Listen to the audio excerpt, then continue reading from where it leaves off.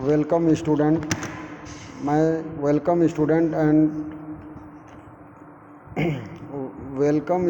And friend circle. आप सभी का इस वीडियो में स्वागत है। मैं निमी से कुछ चुने हुए प्रश्न लेकर के आए हैं जो सेल एंड बैटरी चैप्टर से है। Electrician first year semester second के लिए यह है। श्री विजय ITI की तरफ से मैं बोल रहा हूँ। प्रश्न नंबर 16 पर आप अपना ध्यान दें। What is the effect on output power with respect to temperature in solar cell? सौर सेल में तापमान के संदर्भ में निर्गत शक्ति पर क्या प्रभाव होगा? पहला ऑप्शन है no effect on change temperature, तापमान में कोई प्रभाव नहीं होगा।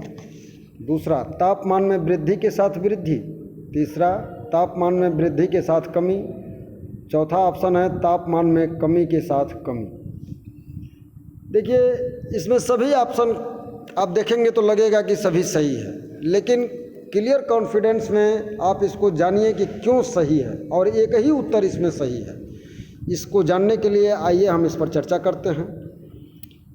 ए पर चर्चा किया जाए, जो कि है तापमान में कोई प्रभाव नहीं। तापमान में कमी होने पर कोई प्रभाव पड़ेगा, क्योंकि हम जानते हैं कि किसी भी प्रकार के सेल हों उसमें ऊष्मा की आवश्यकता होती है। जो करंट हम देते हैं, करंट जो दिया जाता है सेल को चार्ज करने के लिए, बैटरियों को चार्ज करने के लिए, वह गर्मी है। करंट क्या है? गर्मी है, और उस गर्मी से चार्ज होता है। जैसा कि हम जानते हैं कि हमें ऊष्मा की सेल, किसी भी प्रकार का सेल हो, उसको चार्ज करने के लिए हमें ऊष्मा की आवश्यकता होती है, और बिना ऊष्मा के सेल के संबंध में यह कहा जाए कि वह कोई कार्य करेगा नहीं करेगा। दूसरा, इसमें ऑप्शन आता है तापमान में वृद्धि के साथ वृद्धि। इस पर भी कुछ चर्चा हो जाए। तापमान में वृद्धि के साथ वृद्धि तो होगी, परंतु उसका भी एक मानक है। जैसे बहुत ज़्यादा अगर हम करंट का मान बढ़ा देते हैं तो वहाँ पर तापमान में वृद्धि तो हुई, लेकिन उस मानक से अगर ज़्यादा हम बढ़ा देते हैं, निर्माता के मानक से अगर हम ज़्यादा बढ़ा देते हैं, तो वहाँ effect on sale and battery, जो सेलों पर क्या इफेक्ट पड़ेगा, वेट इफेक्ट, उससे हमारा संदर्भ है। उस संदर्भ में जैसे बकलिंग ऑफ प्लेटों का टेढ़ा होना, उस पर प्लेट जब टेढ़े हो जाएंगे तो वह वर्क खराब करेगा, जल्दी खराब हो जाएगा, शॉर्ट सर्किट होगा। प्लेट टेढ़े होकर के एक दूसरे से आपस में सटने लगेंगे, जिसकी वजह से शॉर्ट सर्किट होगा और वोल्टेज नहीं बढ़ेगा। ये क्लियर कट है। तीसरे ऑप्शन की बात करते हैं। तीसरा ऑप्शन आपका है तापमान में वृद्धि के साथ कमी। तो मुख्य बात आपको मैं बता दूं, सौर सेल की बात हो रही है। सौर सेलों में उच्च तापमान पर आउटपुट शक्ति सदैव घट जाती है। मुख्य बात याद रखें, सौर सेल में उच्च तापमान पर, हाई टेम्परेचर पर आउटपुट शक्ति घट जाती है। क्योंकि सौर सेल विद्युत से नहीं चार्ज किए जाते हैं, यह जो है सूर्य की ऊष्मा से ही चार्ज किए जाते हैं, इसलिए इनकी आउटपुट शक्ति घट जाती है। चौथा प्रश्न इस प्रकार से D पर अब हमारा निगाह जाए। तापमान में कमी के साथ कमी, decrease in temperature, decrease in temperature. कुल मिलाकर हम यह कह सकते हैं कि तापमान का संबंध सीधा सेल से है, चाहे वह कोई भी सेल हो। जब हम सेल की चर्चा करते हैं तो जो करंट देते हैं वह एक ऊष्मा है, और सौर का अर्थ है सूर्य से, उसमें हमें गर्मी या ऊष्मा मिलती है। इस प्रकार हम यह कह सकते हैं कि तापमान में कमी के साथ निर्गत शक्ति में भी कमी आएगी। उदाहरण, किसी सेल का कम करंट पर चार्ज किया जाता है तो ज़्यादा समय तक चार्ज करना पड़ता है, और ज़्यादा करंट पर अगर चार्ज कर दिया जाए तो सेल तो जल्दी चार्ज हो जाता है, परंतु बहुत जल्दी डिस्चार्ज भी हो जाता है। इस प्रकार उसकी क्षमता से अधिक करंट पर चार्ज किया जाता है तो क्या सेल का वोल्टेज बढ़ जाता है? नहीं। और हाई करंट से सेल के प्लेटों का भी नुकसान होता है, जो कि मैं आपको बता चुका हूँ। प्लेट ऑफ बकलिंग, उस सेल के प्लेट जो हैं टेढ़े होते हैं और उनको आपस में टेढ़े होकर के सटने की वजह से शॉर्ट सर्किट होगा, बैटरी की लाइफ कम हो जाएगी।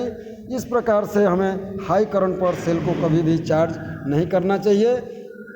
इस प्रकार हम नेक्स्ट क्वेश्चन को देखें। आपको मैं फिर एक बार बता देना चाहता हूं कि किसी भी तरह की इसमें कोई दिक्कत आवे, कोई बात आपको समझ में ना आवे, कोई ऑप्शन समझ में ना आवे, तो आप हमसे पुनः पूछ सकते हैं। इस प्रकार प्रश्न नंबर 17 है। 17 में दिया हुआ है कि what purpose the hydrometer is used during charging of battery. Battery में आवेशन के समय हाइड्रोमीटर का क्या उद्देश्य है? अगर बैटरी को चार्ज किया जा रहा है, आवेशित किया जा रहा है, आवेशित का अर्थ है चार्ज करने से, तो अगर बैटरी को चार्ज किया जा रहा है तो उसमें हाइड्रोमीटर का क्या उद्देश्य है? हाइड्रोमीटर का मुख्य उद्देश्य होता है इलेक्ट्रोलाइट को नापना। अब पहला इसमें ऑप्शन है डिटरमाइन द AH कैपेसिटी, क्षमता निर्धारित करने हेतु। तो क्षमता नहीं निर्धारित करता, वो बैटरी का जो है इलेक्ट्रोलाइट को नापता है, न कि AH को बढ़ाता घटाता है। दूसरा ऑप्शन है बैटरी वोल्टेज स्तर निकालने हो, तो बैटरी का वोल्टेज स्तर नहीं निकालता।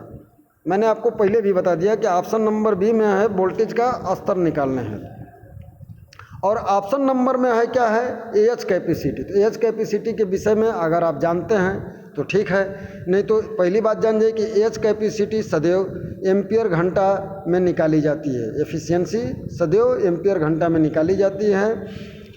और इस प्रकार इसमें हम लिख सकते हैं कि एम्पियर घंटा AH डिस्चार्ज के समय बटा में एम्पियर घंटा AH चार्ज के समय में, इसमें वोल्ट नहीं लिया जाता है, इसलिए कि एफिशिएंसी ठीक नहीं बैठती। इसलिए सेल की आउटपुट एनर्जी तथा इनपुट एनर्जी को लेकर एफिशिएंसी ठीक तरह से ली जाती है।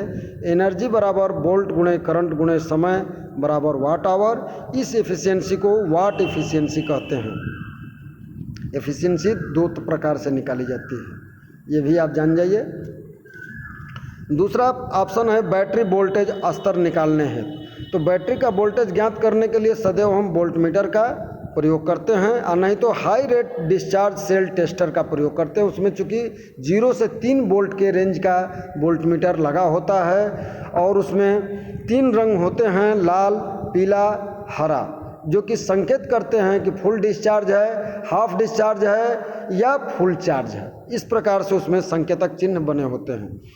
ऑप्शन नंबर सी बैटरी का निरावेशित स्तर निकालने हेतु। बैटरी का निरावेशित स्तर निकालने हेतु, जो कि मुख्य रूप से हाइड्रोमीटर का प्रयोग निरावेशित के लिए नहीं किया जाता। इसमें कुछ हद तक बैटरी के चार्ज की पोजीशन ही ज्ञात की जा सकती है। ऑप्शन नंबर डी में हम चलें। विद्युत अपघट्य का विशिष्ट गुरुत्व निर्धारित करने में, ये आपका ऑप्शन सही है, क्योंकि हाइड्रोमीटर का प्रयोग जो किया जाता है वो आर्किमिडीज के सिद्धांत पर किया गया है। यह तरल पदार्थों का घनत्व नापने का यंत्र है। हाइड्रोमीटर पर रीडिंग बनी होती है। फुल चार्ज 1300 या 1280 के बीच में होता है। फुल डिस्चार्ज 1200 या डेड 1180 पर है।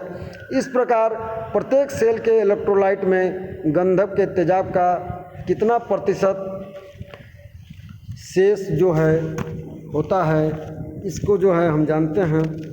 इस प्रकार नेक्स्ट प्रश्न हम देखते हैं, प्रश्न नंबर 18। प्रश्न नंबर 18 में देखते हैं कि क्या दिया हुआ है। प्रश्न नंबर 18 आपका है, what is the formula for Faraday's first law of electrolysis. Faraday के विद्युत अपघटन के प्रथम नियम का सूत्र क्या है? देखिए, ये याद करने वाली चीज़ें हैं, इसको बहुत ज़्यादा समझाने वाली चीज़ नहीं है। इसमें 4 सूत्र दिए गए हैं। M बराबर Z ऑब्लिक IT, M बराबर, सेकंड ऑप्शन है M बराबर Z into I into T, या M बराबर Z IT उसको लिखा जा सकता है। C ऑप्शन है M बराबर IT अपान Z, और D का है M बराबर ZT अपान I। इसमें से आप देख सकते हैं, जबकि इस प्रश्न को मैं आपको बहुत पहले लेक्चर में बता चुके हैं कि प्रश्न नंबर 2 के सी में इसको बताया गया है, और प्रश्न नंबर 3 में भी इसको बताया गया है। यहाँ पर m अनुपानुपाती IT है। यहाँ m विमुक्त होने वाले पदार्थ की संगति ग्राम में, I इजकल टू करंट की सामर्थ्य एम्पियर में, और T बराबर समय जब तक करंट चली सेकंड में, और Z बराबर रासायनिक तुल्यांक जिसको EC इलेक्ट्रोकेमिकल इक्विवेलेंट के नाम से जाना जाता है, क्योंकि करंट की प्रबलता गुणे समय बराबर करंट का परिणाम, इसलिए I इंटू टी बराबर Q, इसलिए M बराबर Q या M बराबर Z into I into T. प्रश्न नंबर नेक्स्ट प्रश्न 19 में अब हम देखते हैं, which is used as an electricity in lead acid battery. यहाँ लेड एसिड बैटरी के इलेक्ट्रोलाइट के संबंध में बात कही जा रही है। इसका हिंदी में सुनिए, सीसा अम्ल में विद्युत अपघट्य की तरह क्या प्रयोग किया जाता है। पहला ऑप्शन है हाइड्रोक्लोरिक एसिड, दूसरा अमोनियम क्लोराइड, तीसरा पोटेशियम क्लोराइड, चौथा डाइल्यूट सल्फ्यूरिक एसिड। इस प्रकार पहले हम जान जाएं कि लेड एसिड बैटरी क्या है। लेड एसिड बैटरी का सिद्धांत क्या है। तो इस सेल के अंतर्गत कोई रासायनिक ऊर्जा पहले से नहीं होती है। पहले ऊर्जा से इस सेल को चार्ज करना होता है और डिस्चार्ज होने तक यह ऊर्जा संग्रहण को बनाए रखता है। इस प्रकार हम यह कह सकते हैं कि इसके दोनों ही सेल के इलेक्ट्रोड PbSO4 लेड सल्फेट के बनाए जाते हैं। मुख्य बात है कि इस सेल के दोनों इलेक्ट्रोड लेड सल्फेट के बनाए जाते हैं। जब रासायनिक क्रियाओं द्वारा सेल आवेशित होता है तो लेड सल्फेट इलेक्ट्रोड मुलायम तथा स्पंजी लेड Pb ऋणात्मक टर्मिनल में और दूसरा lead peroxide PbO2 positive terminal में बदल जाता है। अब बात करते हैं इलेक्ट्रोलाइट की। विद्युत अपघट्य इसमें गंधक का पतला तेजाब H2SO4 होता है, जिनका आपेक्षिक घनत्व 1.24 से लेकर के 1.28 तक होता है। निर्माता के अनुसार यह बदलता रहता है। मुख्य बात यह है कि विद्युत अपघट्य सांद्र होकर अधिकांश गंधक का तेजाब कंसंट्रेट H2SO4 हो जाता है, जबकि डाइल्यूट H2SO4 होना चाहिए। HCl, सेकंड ऑप्शन की बात करें हम, HCl हाइड्रोक्लोरिक अम्ल, यह एक प्रमुख अकार्बनिक अम्ल है।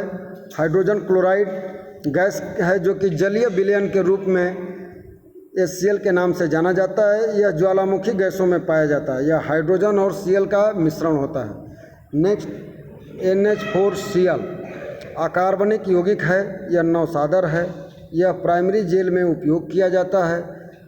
अब नेक्स्ट आपका आ गया KCl जो है पोटेशियम क्लोराइड है। यह भी कहा जाता है कि इसे सेंधा नमक के रूप में प्रयोग होता है। पोटेशियम और क्लोरीन के संयोग से यह बनाया जाता है।